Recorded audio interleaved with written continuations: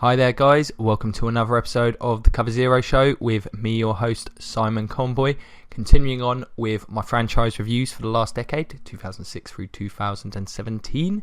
This episode will be focusing on the NFC East Philadelphia Eagles. So what I'm doing with this series, I'm taking the record over the last 10 years, breaking down division wins, playoff appearances, as well as any coaching changes that have taken place, and then I'm going through the last 10 drafts and grading them, and then at the end of the week in the weekly review going to take all those stats and do some interesting stuff with those, see what kind of correlations we can come up with through draft success equating to team success. I think you find the findings very interesting. So the Eagles in the last 10 years have amassed 84 wins, 75 losses and 1 tie. I believe that was the infamous Donovan McNabb not knowing that you could have a tie game, if I can remember, against the Bengals, the masters of the draw, or tie, 3 of them. It's absurd. So in that time frame, there has been Andy Reid from 2007 to 2012, a long time successful coach there. Chip Kelly, what a disaster that was, from 2013 to 2015, and Doug Peterson is the current head coach. So, bit less successful in recent years. They were very consistent under Andy Reid. Only really the one really poor record there. A couple division wins, 4 playoff appearances. All in all, it's been pretty mediocre since Andy Reid left that side, and Chip Kelly gutted that roster, in my opinion. He was an absolute disaster. So pretty middling. I think that sounds about right on balance of things. So let's get to analysing the last 10 draft classes. So what I'm doing is I'm taking the first, second and third round picks that have been made in that time frame and deciding whether they've been a solid pick, whether they've been a mediocre pick or a bust. Bust giving a score of -1 and solid picks giving a score of +1. Being a little bit more critical of first rounders, of course, taking a bit more into consideration, draft position, etc. And then for picks made from rounds 4 through 7, if they end up becoming a valid contributor, they will be deemed a value pick, which will also add a score of +1. So, 2007 draft, no first round pick. Kevin Kolb in the second could probably go bust. I'm just going with mediocre there. Didn't really do too much. It looked okay for the Eagles in the few times he played, and then went to Arizona and bombed out. I'm just going to go mediocre. I think he's a reasonable backup. Victor Abiamiri, the defensive end, also in round 2. He was a bust. Did nothing. In the third, Stuart Bradley, the linebacker. He was a pretty reasonable player for a short spell of time. Not quite good.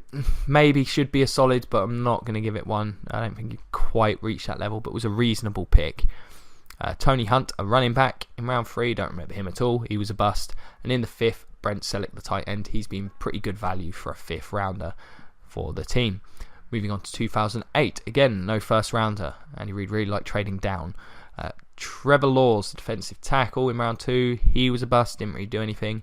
In the second, though, Deshaun Jackson, wide receiver. Of course, he's had a very successful career. Good value in the second. That is a solid pick. In the third, Brian Smith, a linebacker. He did nothing. He was a bust.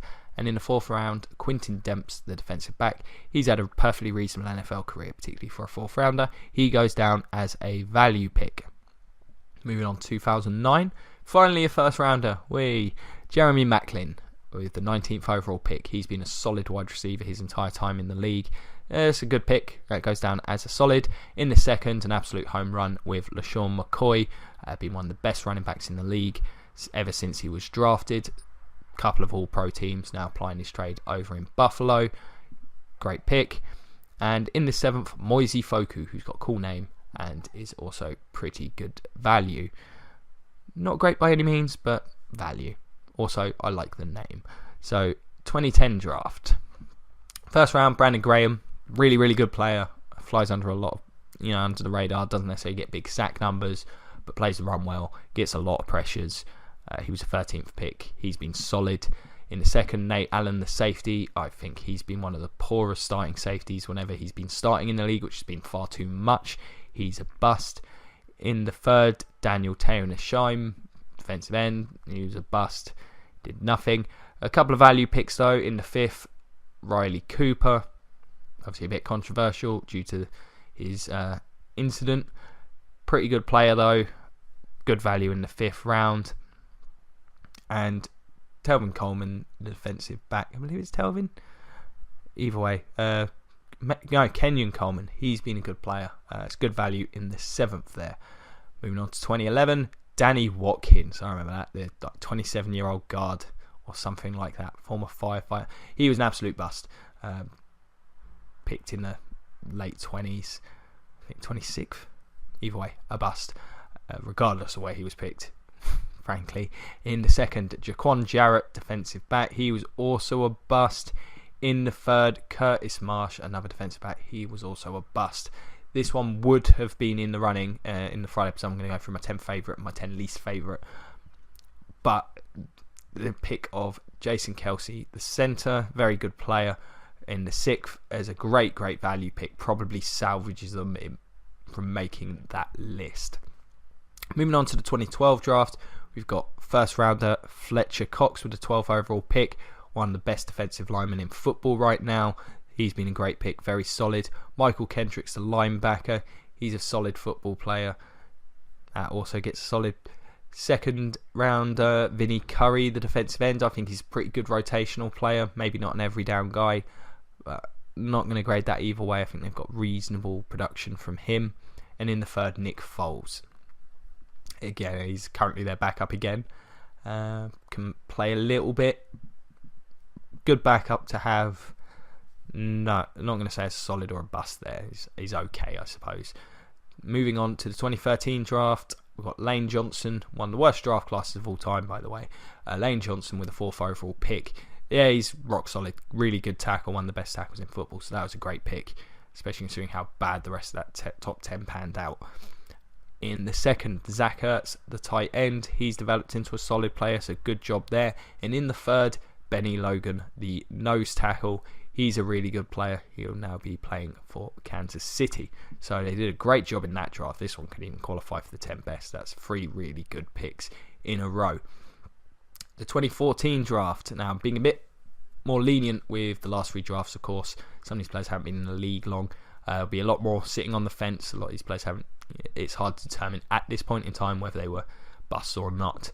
So, 2014, Marcus Smith, the linebacker. I don't even think he's still on the team. Definitely a bust with the 26th pick. Then we've got Jordan Matthews, the wide receiver in round 2. Solid pick, pretty good player. And in the 3rd, Josh Huff, wide receiver, no longer with the team. There was a legal incident there. He was an absolute bust. And in the 7th, Bo Allen, a pretty reasonable lineman, defensive lineman. He goes down as a value pick. The 2015 draft, Nelson Aguilar with the 20th pick, the wideout. I think we can safely say at this point it definitely looks like a bust. I'm willing to go with bust. May resurrect his career. It's not been in the league long, but he's been pretty poor. Eric Rowe, the defensive back, it's been okay. May move this up to a solid in future, but for the minute I'm going to sit on the fence. Same with Jordan Hicks, the 3rd round linebacker. And last year's draft, we had Carson Wentz at number 2. Started the year really well, declined from there. He's got some weapons. It'll be a lot easier for me to make a decision on that next year. And then guard Ciamalo in round 3. We'll see what happens there.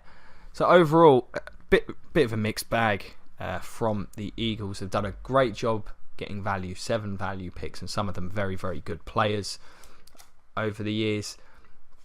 10 really solid players on top of that in the first 3 rounds, and 11 busts, giving them a total score of +6, which is fairly average. Really, they've been very hit or miss. Some disastrous drafts in there and a couple of nice ones, but the value's really what salvaged that score. In the first round, they've not had a huge amount. Of course, Andy Reid really loved trading back, building up picks. Not done a great job with their first rounders. That's also really kept that score pretty low.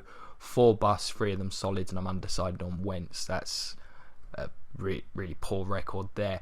So what do you guys think of this little exercise? Do you think this has been interesting? As I say, it will pair with the Friday episode. All these stats and this information will make a lot more sense.